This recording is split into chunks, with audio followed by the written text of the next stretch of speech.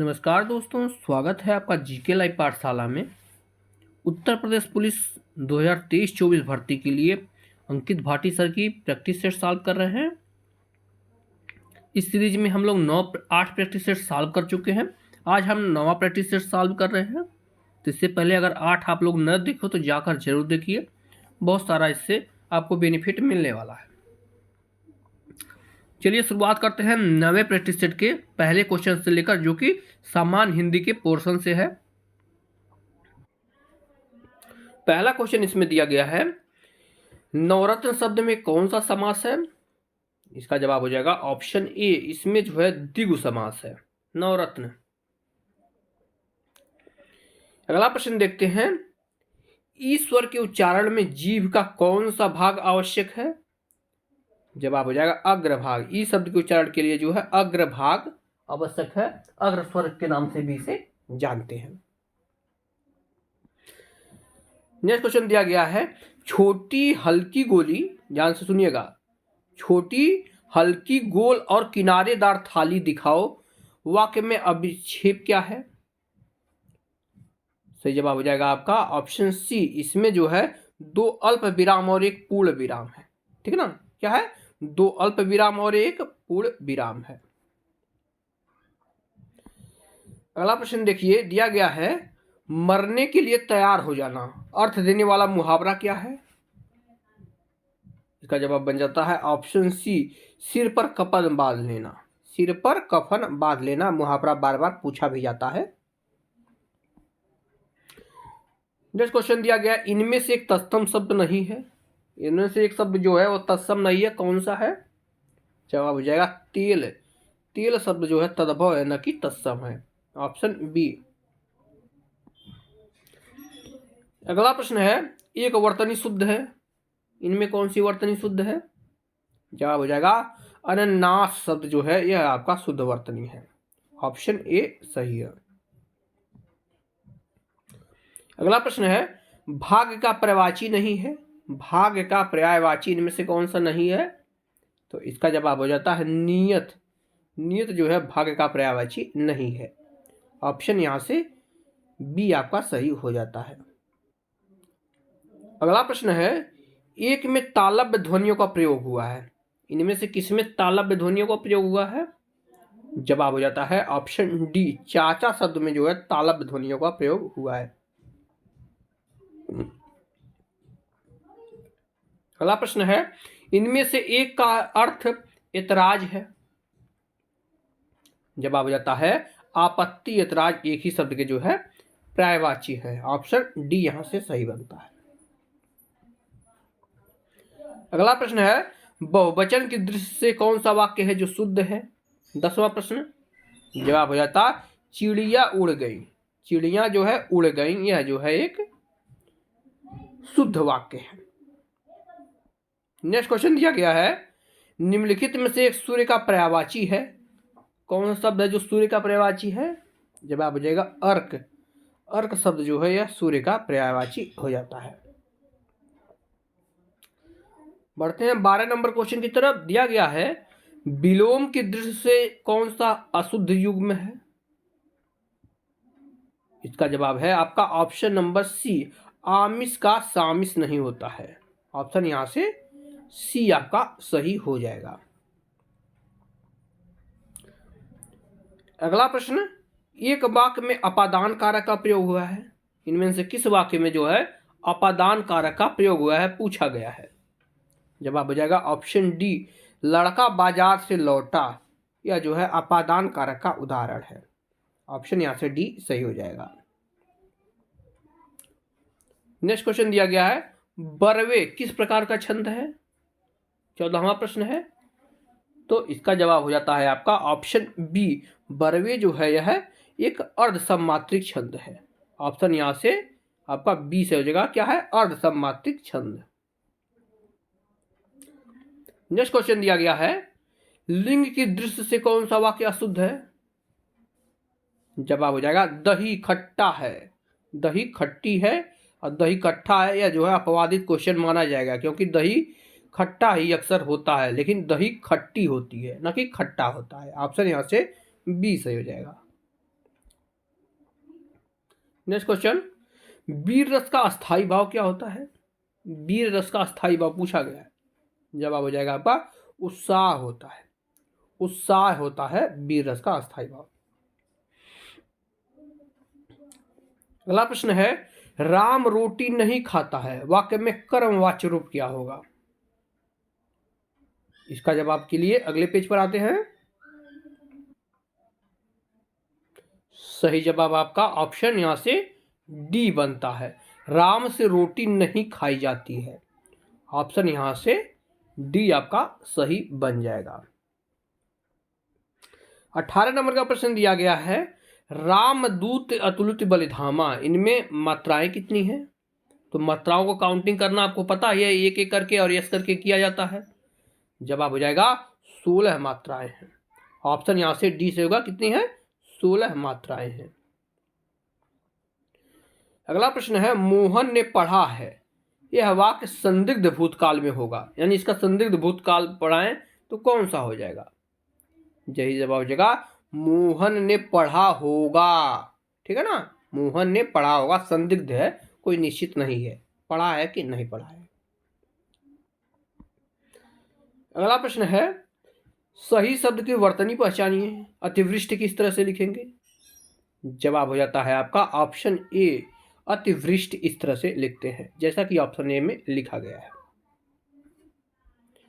Next question है, किस शब्द में विसर्ग संधि है? क्या अहंकार है, क्या हिमालय है, क्या दुष्कर है, या उल्लास है?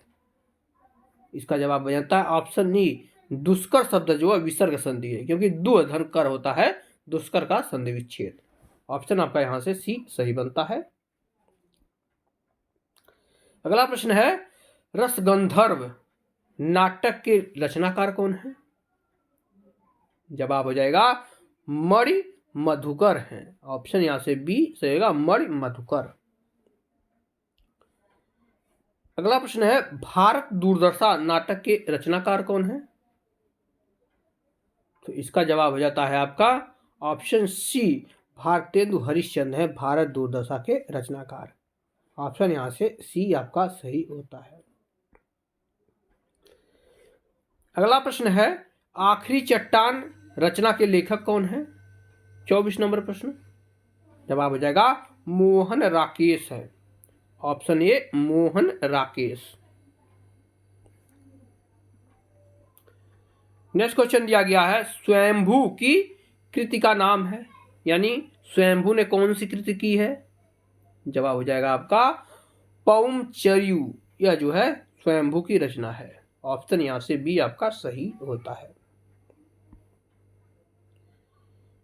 नेक्स्ट प्रश्न दिया गया है, अजगर करे न चाकरी, पंछी करे न काम, किसने कहा है? जवाब हो जाएगा आपका ऑप्शन डी, मलुकदास ने जी कहा है। ठीक है, मलुकदास जी ने कहा है। इसे पूरा देखे तो है आपका, अजगर करे न चाकरी, पंछी करे न काम, दास मलुका कह गए सबके दाता राम। जो है ये आपके दोहा भी आ सकता है। नेक्स्ट क्वेश्चन दिया गया है, नीचे गए तत्सम तद्भव शब्दों के युग में से कौन सा युग्म त्रुटिपूर्ण है? इसे आपको देखना है। जवाब हो जाएगा आपका दही, दही नहीं होता है, दही और दधि होता है उसका तत्सम। क्या होता है? दधि होता है। अगला प्रश्न है, जहां बिना कारण के कार्य होना पाए जाए वह कौन सा अलंकार होता है? जहां कारण भी नहीं रहता और काम होता रहता है। बिनु पग चले सुने बिनु काना, इस तरह वाला। करे बिनु कर्म करे विधि नाना। सही जवाब हो जाता है आपका ऑप्शन नंबर यहां से डी से होगा। यहां विभावना अलंकार होता है। क्या होता है? विभावना अलंकार। नेक्स्ट क्वेश्चन दिया गया, संयुक्त क्रिया किसे कहते हैं? 29 नंबर का प्रश्न है, संयुक्त क्रिया किसे कहते हैं? जवाब हो जाएगा जब दो या दो से अधिक क्रियाएं मिलकर किसी पूर्ण क्रिया का बोध कराती हैं तो वही आपका संयुक्त क्रिया कहलाता है। ऑप्शन यहां से आपका ए सही होता है। अगला प्रश्न है, विस्मय कौन सा भाव है? विस्मय, इसका जवाब हो जाएगा ऑप्शन बी, विस्मय जो है अस्थाई भाव है। क्या है? अस्थाई भाव। रस के सभी अंग आप लोग पढ़कर जाइएगा। अनुभाव क्या होता है, विभाव क्या होता है, संचारी भाव क्या होता है, संचारी भाव की संख्या कितनी है, स्थायी भाव की संख्या कितनी है, सब कुछ देख कर जाइएगा, पेपर में आपके निश्चित रूप से आएगा। अगला प्रश्न है, इनमें से अनिश्चयवाचक सर्वनाम कौन सा है? 31 नंबर का प्रश्न। सही जवाब हो जाएगा कोई। कोई आया होगा, जैसे कोई जा रहा है, कोई आ रहा है, तो यह जो है अनिश्चयवाचक सर्वनाम हो जाता है। नेक्स्ट क्वेश्चन दिया गया है, शक्ति से बनने वाला विशेषण क्या है? जवाब हो जाता है आपका ऑप्शन नंबर यहां से बी सही हो जाता है, शाक्त होता है। क्या होता है? शाक्त। आगे हम लोग जो है गद्यांश दिया गया है, इसे पढ़ेंगे। दिया गया है, भारत एक विशाल देश है, वर्षों की पराधीनता के बाद इसे स्वाधीनता प्राप्ति हुई है, फिर यह गणतंत्र बना। इसकी उन्नति के लिए भारत के युवकों को अपना तन मन और धन लगाना होगा। भारत के लोगों को विश्व की विभीषित भावनाओं से अलग रहकर प्रेम, एकता और बंधुता की भावना को सबल बनाना होगा। अब 33 नंबर का प्रश्न इस पे देखिए कैसे है। दिया गया है आपका, विशाल निम्नलिखित में से क्या है? जवाब हो जाता है आपका ऑप्शन सी, विशाल एक विशेषण है। ऑप्शन यहां से सी सही, क्या है? विशेषण। अगला प्रश्न है, निम्न में से क्या है? यह है, देखिए यह लिखा है, यह निम्नलिखित में से क्या है?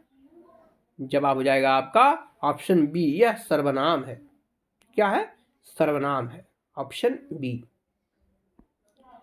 अगला प्रश्न दिया गया है, युवकों निम्नलिखित में से क्या है? युवकों दिया गया है, यह क्या है? इसका जवाब हो जाएगा युवक जो है यह संज्ञा है, ऑप्शन ए संज्ञा। अगला प्रश्न है, सबल बनाना होगा, क्या है? जवाब हो जाता है ऑप्शन डी, क्रिया है।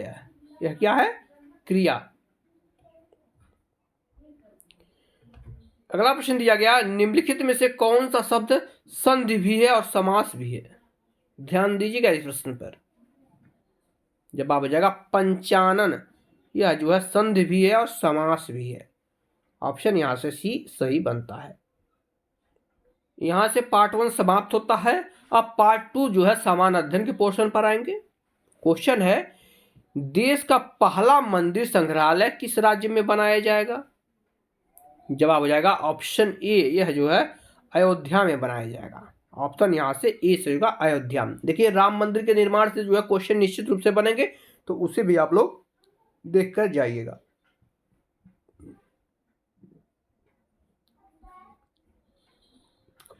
नेक्स्ट क्वेश्चन है, भारत सरकार द्वारा सिकल सेल एनीमिया उन्मूलन मिशन का लक्ष्य किस वर्ष तक का सुनिश्चित किया गया है? जवाब हो जाएगा ऑप्शन ए, 2047 तक का चुना गया है। ऑप्शन यहां से ए सही होता है। अगला प्रश्न है, दक्षिण एशिया में पहला सेंटर फॉर स्पीसीज सर्वियल किस देश में किया जाएगा? जवाब हो जाएगा आपका ऑप्शन डी, भारत में किया जाएगा। ऑप्शन डी, भारत में। नेक्स्ट क्वेश्चन देखते हैं, जलवायु परिवर्तन रोकथाम के क्षेत्र में योगदान के लिए किसे नीदरलैंड में विज्ञान के सर्वोच्च पुरस्कार स्पिनोजा पुरस्कार से सम्मानित किया गया है? इसका जवाब है आपका option C, doctor Jyotika Gupta ji को सम्मानित किया गया है। ऑप्शन यहां से सी सही है। नेक्स्ट क्वेश्चन, 8वें ब्रिक्स अंतर्राष्ट्रीय प्रतिस्पर्धात्मक सम्मेलन का आयोजन किस शहर में किया गया? जवाब हो जाता है आपका ऑप्शन ए, नई दिल्ली में किया गया है। ऑप्शन ए, नई दिल्ली में। नेक्स्ट क्वेश्चन, निम्नलिखित में से कौन सा ताल वाद्य नहीं है? जवाब हो जाता है सरोद जो है ताल वाद्य नहीं है। ऑप्शन यहां से डी आपका सही हो जाएगा। अगला प्रश्न, विश्व स्वास्थ्य दिवस कब मनाया जाता है? जवाब हो जाएगा ऑप्शन डी, 7 अप्रैल को जो है विश्व स्वास्थ्य दिवस मनाया जाता है। नेक्स्ट क्वेश्चन दिया गया है, अनब्रेकेबल एन ऑटोबायोग्राफी पुस्तक किसने लिखी है? जवाब हो जाएगा यह जो है मैरी कॉम जी की पुस्तक है। Option B Mary com.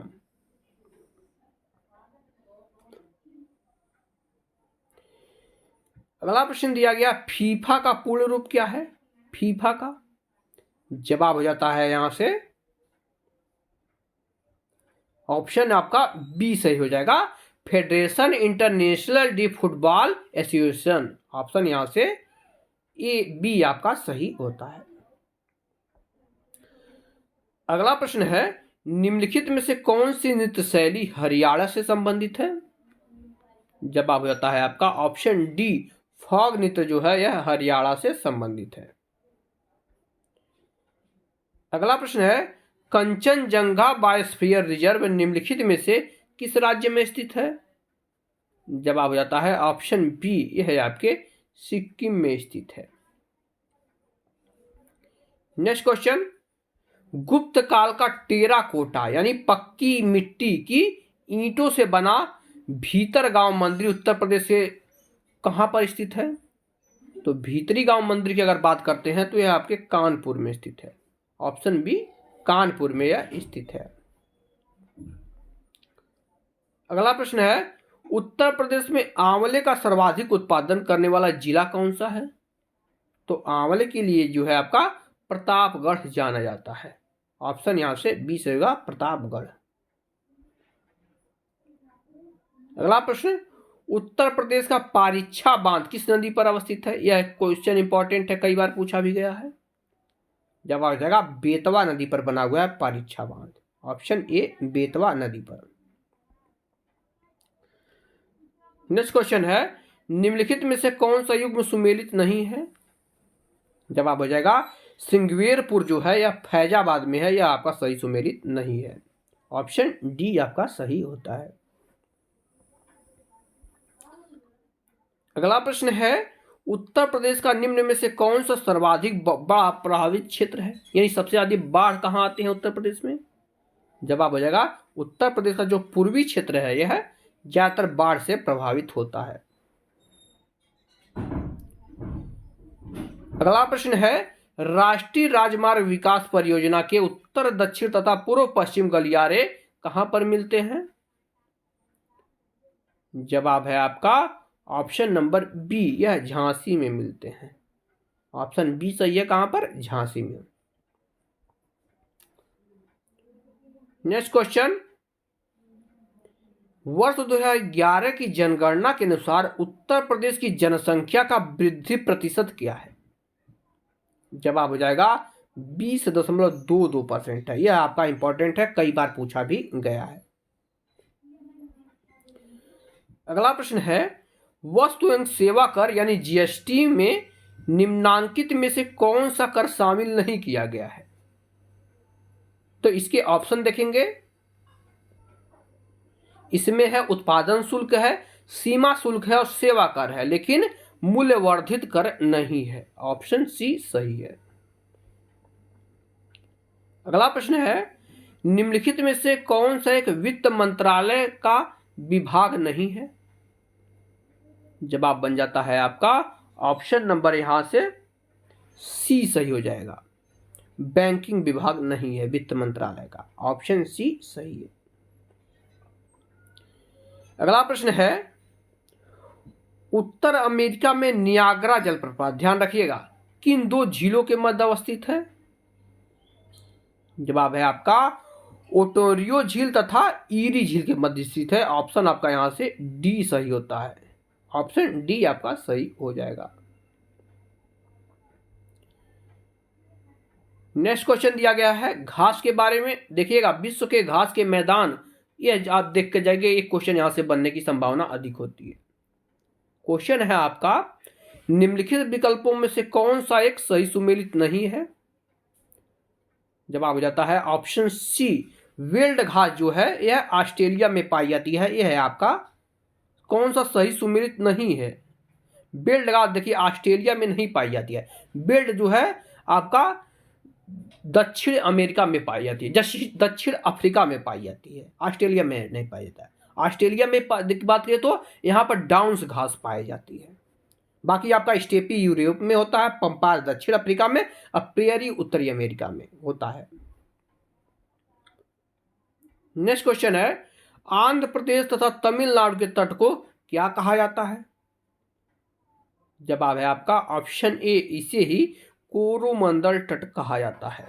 Option यहां से एक हो जाएगा, कोरोमंडल तट। नेक्स्ट क्वेश्चन है, बांग्लादेश में प्रवेश के पश्चात गंगा नदी को किस नाम से जाना जाता है? जवाब हो जाएगा आपका ऑप्शन ए, गंगा नदी को बांग्लादेश में जो है पद्मा के नाम से जाना जाता है। और यह क्वेश्चन भी कई बार पेपर में पूछा गया है। अगला प्रश्न है, सिंधु घाटी सभ्यता गैर आर्य थी, क्यों यह गैर आर्य थी? जवाब हो जाएगा आपका, यह नगरी सभ्यता थी। और जो है आर्यन सभ्यता की बात की जाए तो यह जो है आपका ग्रामीण सभ्यता थी, इसलिए दोनों में डिफरेंस हो जाता है। ऑप्शन सी आपका सही होगा। अगला प्रश्न है, निम्नलिखित में से किसे भारत का नेपोलियन कहा जाता है? जवाब हो जाएगा आपका समुद्रगुप्त को भारत का नेपोलियन कहा जाता है। ऑप्शन यहां से ए से होगा, समुद्रगुप्त।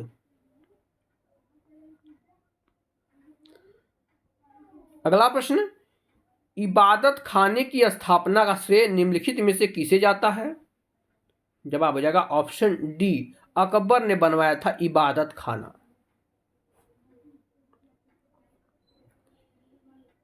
अगला प्रश्न है, भारत में प्रथम समाचार पत्र प्रकाशित करने के पीछे निम्नलिखित में से कौन व्यक्ति थे? मुख्य रूप से पूछा गया कि प्रथम समाचार पत्र किनके द्वारा प्रकाशित किया गया?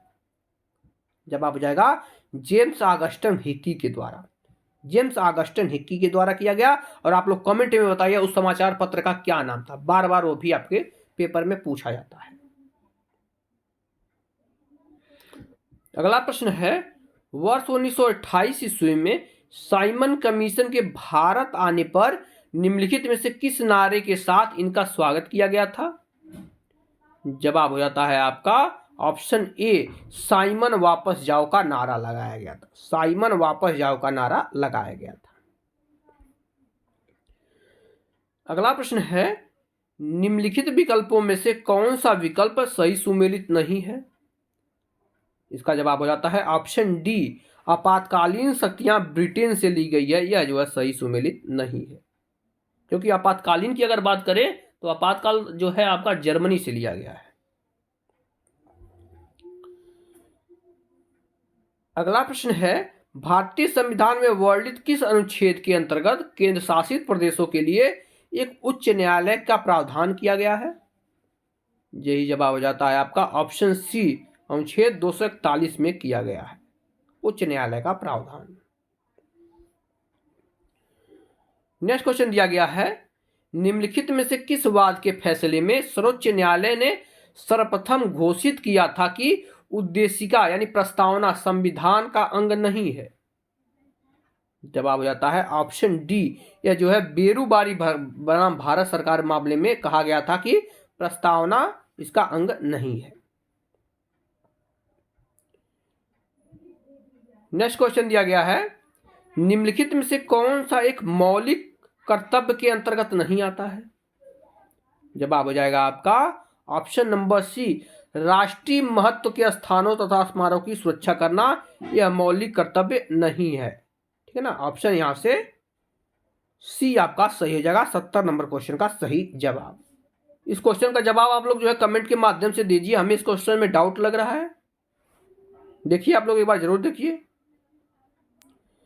अगला प्रश्न दिया गया है, ऐसे विषय जिन पर केंद्र तथा राज्य सरकारें दोनों कानून बना सकती हैं की सूची में वर्णित है? आप लोग देखते हैं समवर्ती सूची, राज्य सूची और जो है केंद्र की बात होती है, तो इसमें जो है सही जवाब हो जाएगा समवर्ती सूची में दोनों बनाते हैं। राज्य सूची की बात होती है तो आपका राज्य बनाता है, संघ सूची में आपका केंद्र बनाता है। और तीनों में कितने कितने विषय दिए गए हैं इस बात पे आप लोग जरूर फोकस कीजिएगा, क्योंकि यह पेपर में कई बार पूछा भी गया है। अगला प्रश्न है, निम्नलिखित में से कौन सा कोलाइड फोम का एक उदाहरण है? जवाब हो जाता है आपका ऑप्शन सी, स्पंज है। ऑप्शन सी हो जाएगा स्पंज। नेक्स्ट क्वेश्चन, फूल के अंतर्मम भाग को क्या कहते हैं? यानी फूल के जो है अंदर के भाग जो है उसे क्या कहा जाता है? तो उसे जो है स्त्री केसर कहा जाता है। ऑप्शन यहां से डी रहेगा, क्या? स्त्री केसर। नेक्स्ट क्वेश्चन, प्रतिदिन सुबह का कौन सा कार्य क्वांटम यांत्रिकी का हिस्सा है? इसका जवाब हो जाता है आपका ऑप्शन सी, अलार्म घड़ी का बनना। यह जो है क्वांटम यांत्रिकी का हिस्सा है। ऑप्शन यहां से आपका सी सही होता है। नेक्स्ट क्वेश्चन दिया गया है, साधारण नमक का रासायनिक सूत्र क्या है? सिंपल सा क्वेश्चन है, सभी को पता होता है, हो जाएगा ऑप्शन बी, सोडियम क्लोराइड होता है, यानी NaCl। ऑप्शन यहां से बी सही हो जाएगा। अब जहां तक रही बात पार्ट सी और डी की, मैथ और रीजनिंग के लिए आप लोग हमारे टेलीग्राम चैनल को ज्वाइन कीजिए, पूरा का पूरा PDF वहां पर मिलेगा, तो आप वहां से कर सकते हैं। कमेंट के माध्यम से आप हमें जरूर बताएं कि आपके कितने क्वेश्चन सही हो रहे हैं हिंदी और जो है GS के पोर्शन में। वीडियो पसंद आ रहे तो लाइक जरूर कीजिएगा, चैनल को सब्सक्राइब करना न भूलिएगा। मिलते हैं नेक्स्ट लेक्चर में, तब तक के लिए धन्यवाद।